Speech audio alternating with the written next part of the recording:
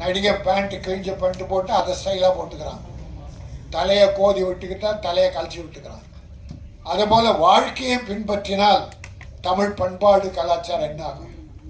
போன மாதம் தனுஷும் ஐஸ்வர்யாயும் கோர்ட்டுக்கு போய் விவாகரத்து.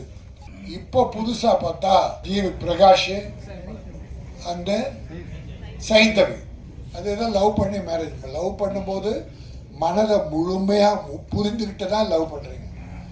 கல்யாணம் ஆன பிறகு ஏன் கசப்படுச்சு?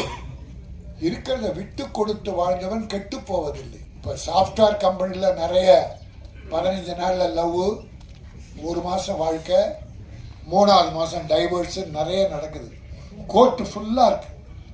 அந்த பண்பாடு சினிமாக்காரெல்லாம் வளர்ந்தக்கூடாதுன்ற வேதனையில் தான் இதை நான் சொன்னேன். கைகோப்பி வணங்குறேன்.